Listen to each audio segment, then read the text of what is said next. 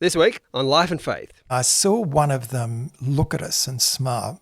I think, is that good news or bad news? Is that good news or bad? And just feeling that tension. And then when we got it, was just this unbelievable euphoria. Everyone said, we did it, we did it, we did it. Bullets, bombs, tear gas is the soundtrack to his life. Intensive care is like another world. There are people that just, in the midst of ISIS, continue to pray. I felt uncomfortable even talking about the word God.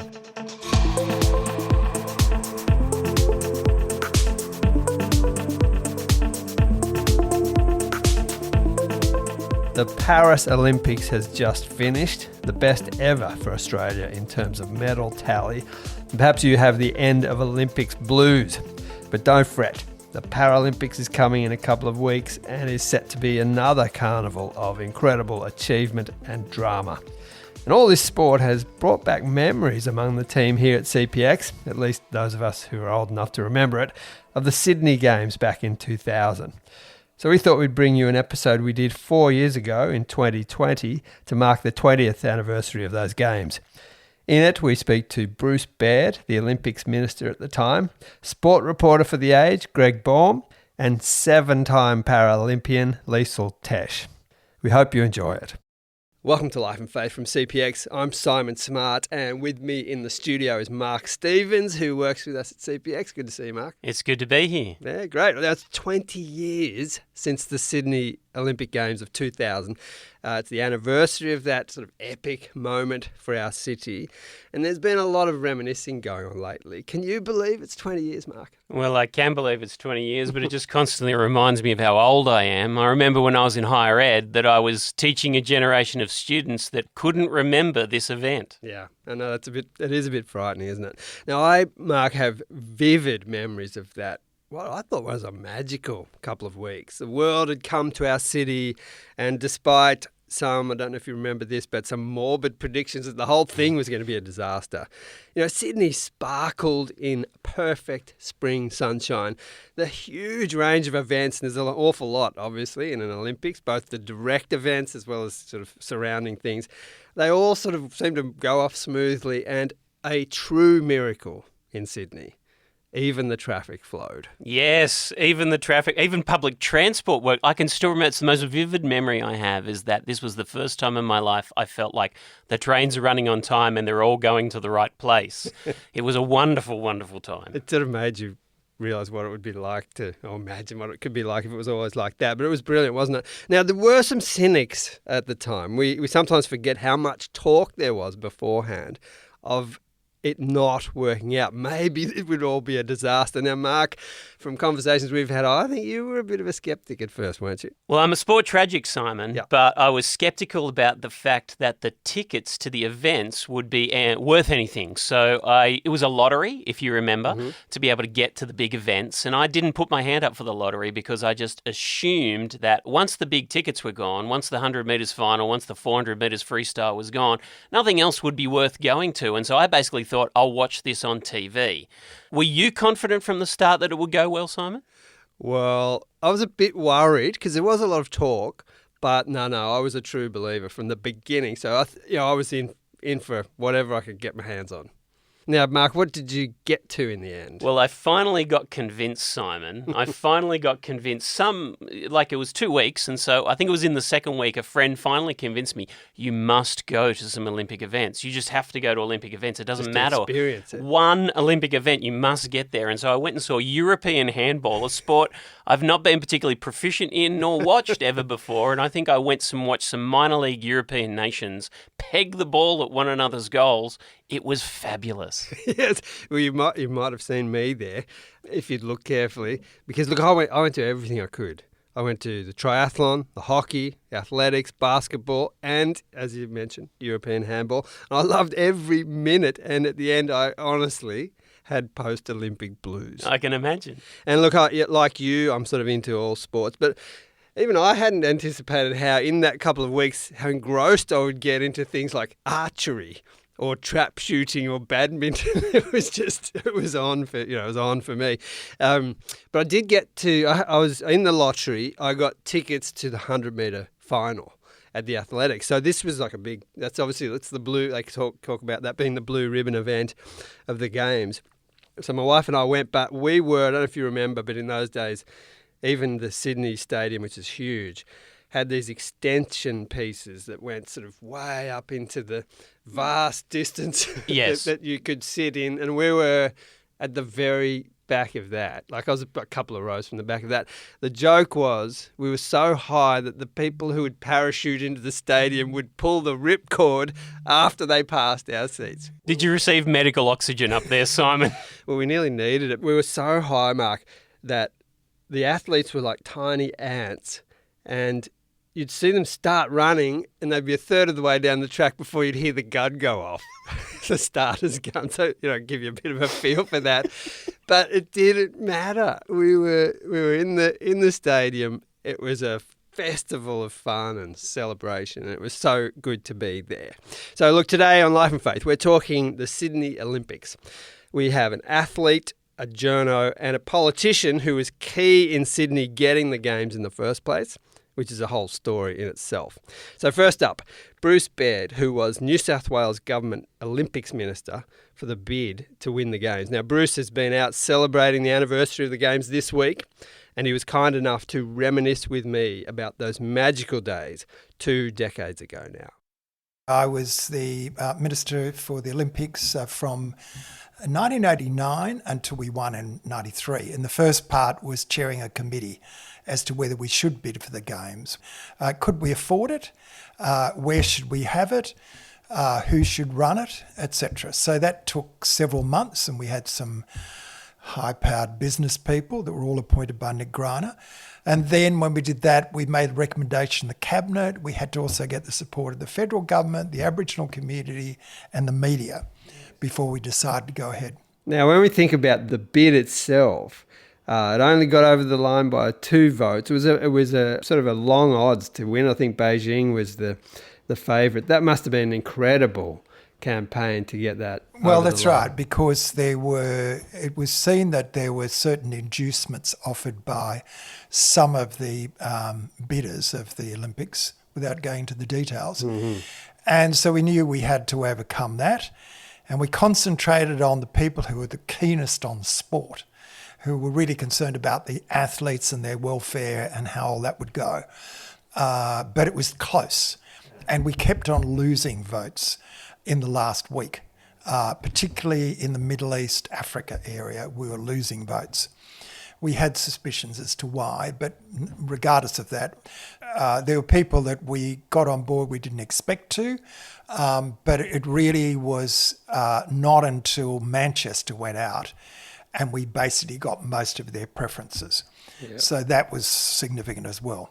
Can you take us back to that moment? I know you were there. It must have been fabulous. Yeah, it was, I thought this could be the end of my career, because I thought if we lose, everyone will stand aside and point at me. He was the one who spent the money, who took us on this journey, and it's his fault. And my whole body was just in tension all the way. I was cramping in my legs. And I was trying to interpret, because I had dinner the night before with Flora Zavo, who at one stage was Miss Venezuela. That was a long time ago. Oh. And we took her out to dinner with Judy and some other athletes and so on the night before. And she was a strong supporter of Sydney. She said, "How will I let you know if you're in the final round of votes?" So we talked about various ways, and she said, "I know, I'll wear a scarf." So she came in, and I, of course, told everybody that that's how she said. Look for the scarf. So she came in, then when she came in, she stood up and flung the scarf around her. And then I was trying to look, because I knew there were 3 people who did the auditing of the report on the Olympic Committee. And I just looked at them, and I saw one of them look at us and smile. Anita de France from the USA, and another guy from Belgium who was an Olympic member. And I saw him staring at us. I think, is that good news or bad news? Is that good news or bad? And just feeling that tension. And then when we got it, was just this unbelievable euphoria. And just everyone hugged each other. And the moment of pure joy as we, everyone said, we did it, we did it, we did it. Now, I have to jump in here. That phone call that you can hear that Bruce didn't take, astonishingly, given the conversation we were having, was Ian Thorpe, who, of course, as a 17-year-old, won the first of his 5 swimming gold medals on the first night of competition in Sydney, also breaking his own world record in the 400 metres. Anyway, let's carry on. The announcement of Sydney winning the Games ahead of Beijing is now the stuff of legend. The moment had come. 5 cities waited as the IOC voting delegates filed into the Monte Carlo auditorium. Only they knew who would get the Olympics. The crowd were looking for signs. They didn't have to wait long. The winner is Sydney, Australia. It was joy mixed with pure relief. Unbelievable. They had worked so hard. But we did it. It was all of Sydney. They did a fantastic job and we're just all thrilled. There's Bruce Baird back in 1993 at the announcement of Sydney getting the nod for the Olympics. It was a huge moment. I also wanted to ask Bruce what was his strongest feeling about the actual event as he looks back 20 years later. There was a lot of joy because being there the first time we visited Homebush Bay, we're either going to build it where the current stadiums are downtown Sydney, at the showground, or else it was, one site was in Western Sydney, the other one was Homebush Bay. We went out there, it was depressing. We went at the back of the brick pit first. It was half full. It was partly raining. It was desolate, and we all stared at one another. And then we went to the abattoirs and just a few sad cows wandering around. Got even more depressed. And I thought, oh, good grief, will this ever work? And then we found there was a toxic waste dump there. So then when you came back and everything was, I'd obviously been out there a whole number of times and in between, but just that sense of this is amazing. Yes. What we all did collectively as a city of Sydney and just joining together. It was a moment of pure joy. Now, the Sydney Olympics really did feel special to me and plenty of others that I've spoken to about this recently. So I wanted to ask a serious sports journalist about this. Greg Baum is a long-time award-winning sports writer for The Age newspaper, and he's one of the best. His main beat is cricket and footy, but he has reported on plenty of Olympic Games. Here's Greg.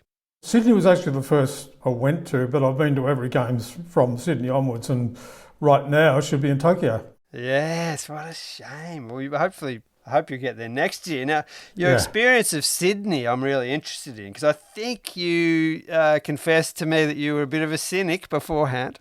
Well, I was, but I think most people in Melbourne were. We thought, and I wrote this at the time, that Sydney would do the show and the style, but would lack in the substance, and in a complex logistic exercise like the Olympic Games, that would turn out to be a disaster. And I couldn't have been more wrong. That's fascinating because I think there were people in Sydney who felt like this, right? But how wrong were you? Like, what was it actually like? Well, it was acclaimed at the time as the best Olympics ever. Now, every country claims that every time, and realistically, it happens only every 4 years, so each game should be better than the last. But there are a lot of people I know around the world who still think of Sydney as the gold standard for Olympics. So personally, I thought London just about matched it. But that's the only one since that has had Sydney's. It was spectacular. The locations were spectacular. The sport itself was high quality. You would expect that, but everything worked. The trains worked.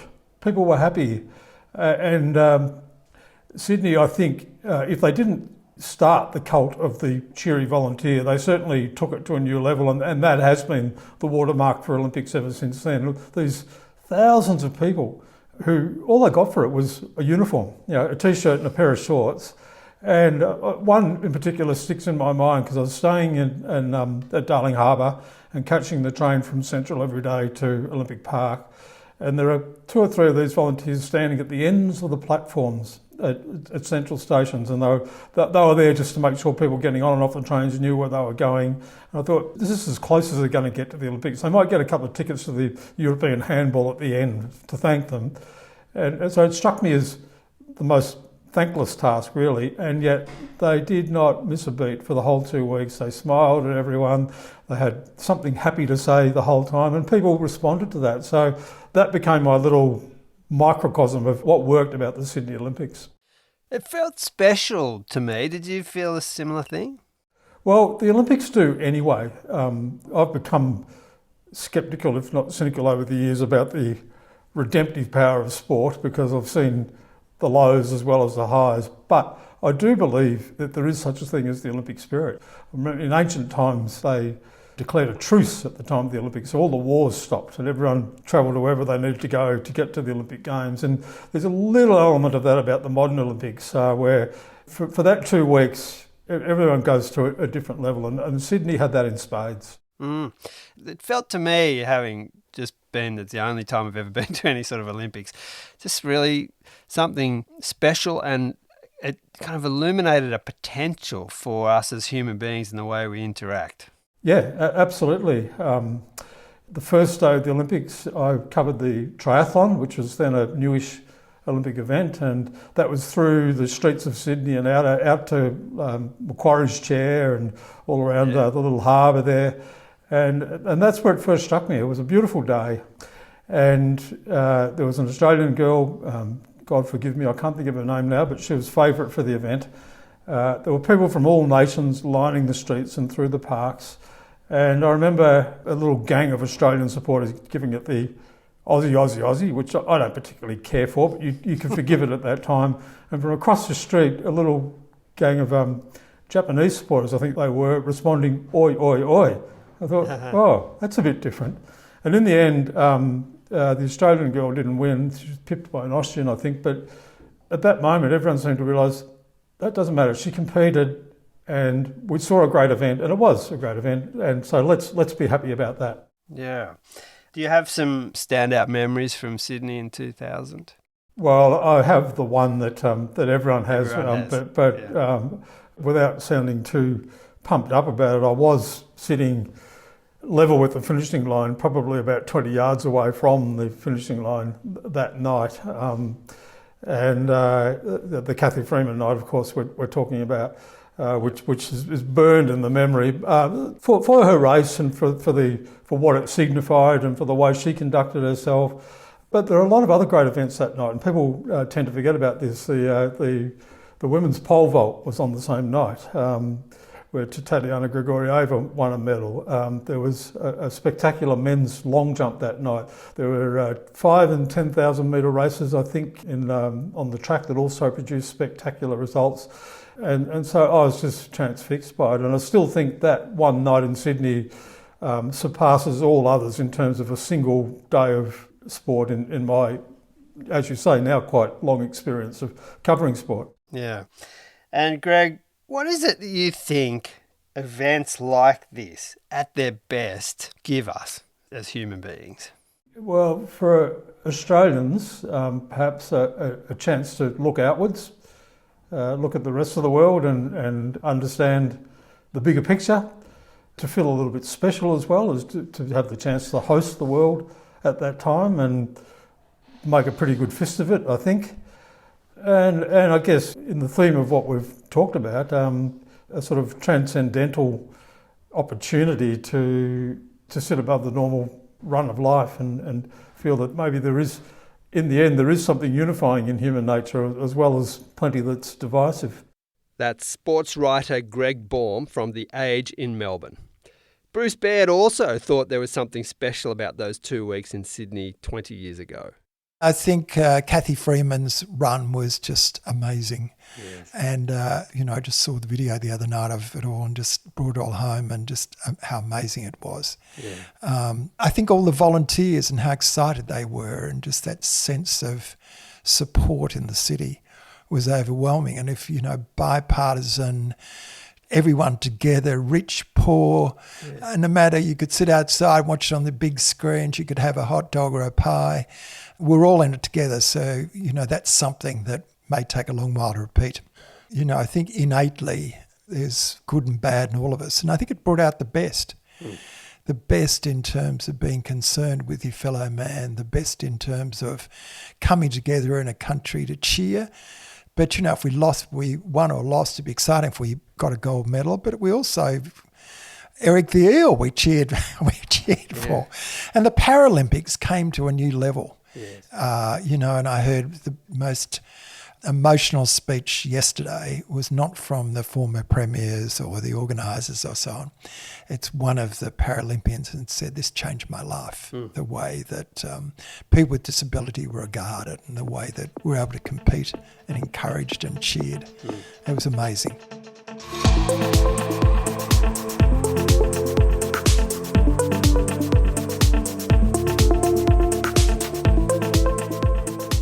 This is Life and Faith from CPX, and we're talking the 20th anniversary of the Sydney Olympics. And Mark Stevens is with me in the studio. Mark, I thought it would be great to hear from an athlete from those games. Yeah, indeed. It's a perspective that most of us don't get to have, and that will be an insight.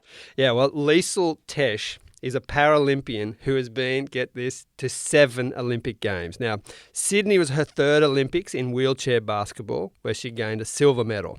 She also got a silver in Athens and a bronze in Beijing before, here she goes, changing sports to sailing, where she earned gold medals in both London and Rio. She's doing well. She's doing pretty well. And then to add another credential to her CV, these days she is the New South Wales Labor member for Gosford on the Central Coast. Yeah, achievement is her thing. So here's Liesl Tesch. So we're casting our mind back to Sydney. A lot of us think of it as a very special time, a magical time actually. But is that how you experienced it? Oh, absolutely, without a doubt and more. I mean, the journey we went on from when it was announced the winner is Sydney, as Paralympic athletes especially, educating Sydney and the greater Australia what a Paralympics even was, and getting them enthusiastic enough to come to the Games was, a journey we went there before the even Games were on. So when the Games were on, it was just out of this mind, and you wonder how, as an athlete, you ever managed the joy and that adrenaline, but we did. Yeah, that's fantastic, isn't it? And what was it like to compete in a home Olympics? You've been to a few Olympics, but how did it compare?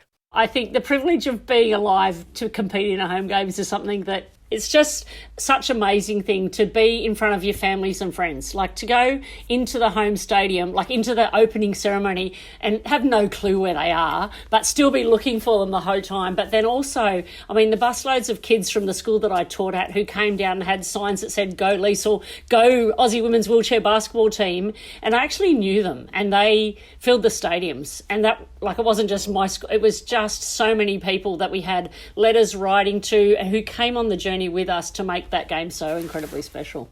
Tell me a little bit more about the way in which perhaps Sydney was important in the development of Paralympics. We opened it up to tickets. We'd never before played in front of packed houses. So we had this $20 experimental ticket to get through the gates. So for the first time ever in the lives of Paralympians, we played in front of packed houses, which in itself was just absolutely amazing. But for me, the memories of zooming around in the Paralympic Village, and I had green hair at that stage, but people would come up to us and mob us and get autographs. But it was conversations that was not about what is wrong with that lady, what sport does that person play? And I think that attitudinal shift, the privilege we've had that in our city, the attitudinal shift, they were school kids at that time, but they are employees and then also employers of the future. So we, through those games, through the exposure and those warm memories of the volunteers who participated, it was not about disability, it was about ability. And that's put a place in our hearts, but also I think into the psyche of a generation of Australians, which we then carry with us.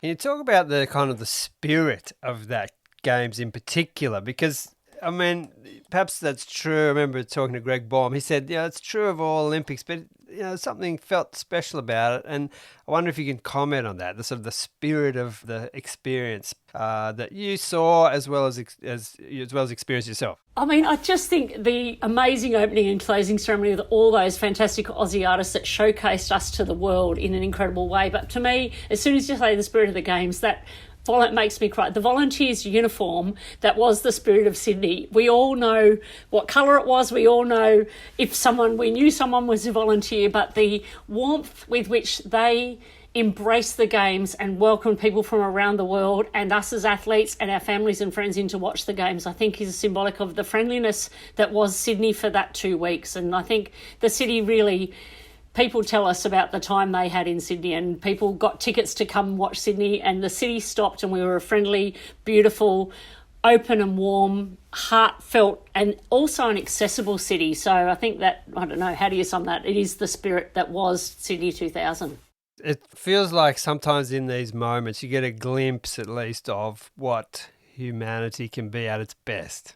Absolutely, and I treasure, like, to be in a room the other day with breakfast with the people who put those games together. Previously, as an athlete, those people had only ever been in the newspaper and on the stage, but to thank them for the gift that they have given us as athletes, but also the gift they've given our city. Humanity can do this, and it's really weird, but you think, the concept of COVID, we're all in this together. It's not very often that we get a time. It's definitely not the same thing, but a time when all of a sudden politics is out the window and we are all in this together. Sydney was definitely a time where we were all in this together, and politics aside, life aside, we stopped and we had a good time and we celebrated and we partied, and anyone who was involved in that remembers it with such fondness.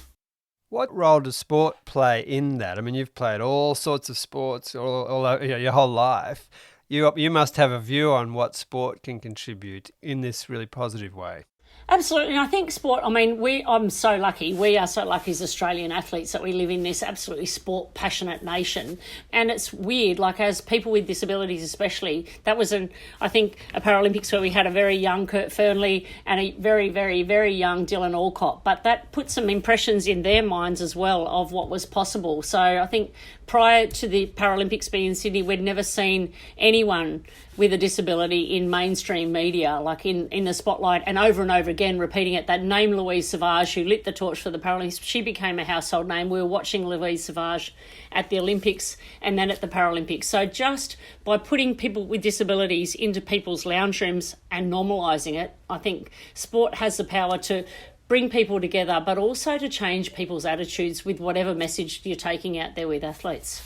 Now, have you had an opportunity, I think you have you had an opportunity to reminisce about Sydney 2000? And when you have, what have been the feelings that it's evoked? Oh, it's got a million squillion amazing feelings. And I think one of them is after we won our silver medal, it's like, I feel crappy, we lost gold, but we won that silver medal and we partied so hard, but we had wheelchair stacks on. We had electric wheelchair stacks on and partying so hard that we had to write a letter of an apology to the sponsors of that tent. But I think that in itself says such a good story that people with disabilities can party just as hard as anyone else as well. And it was just an amazing party on every single level, an amazing unifier and fond memories.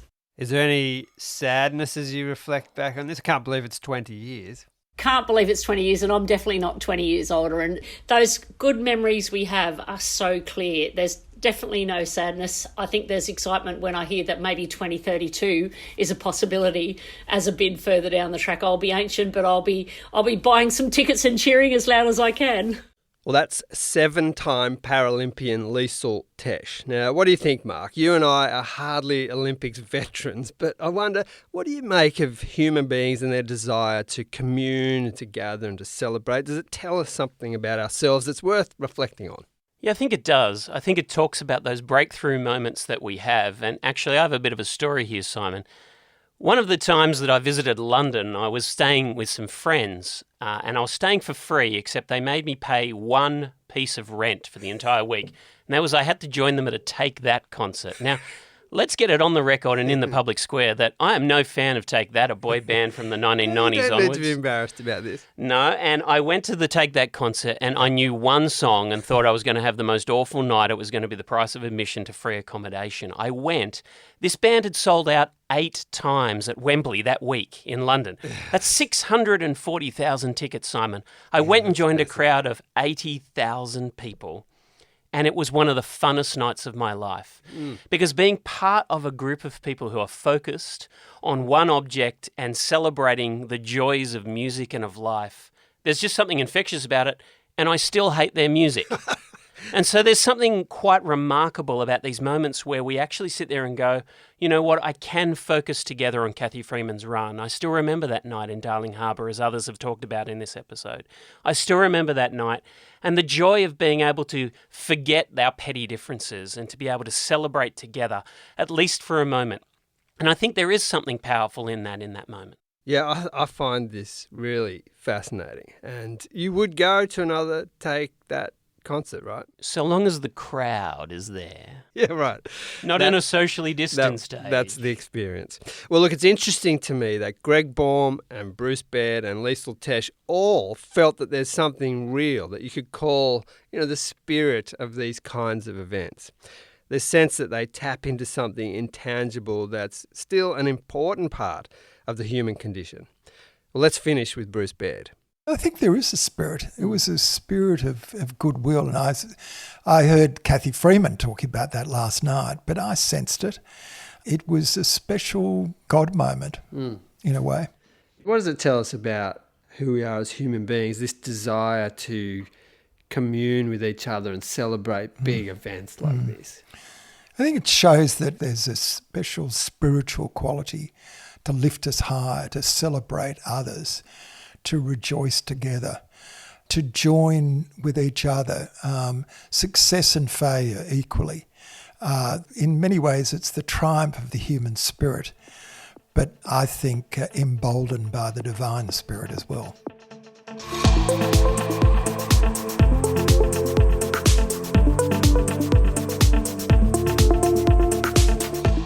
This has been Life and Faith with me, Simon Smart, and also Mark Stevens.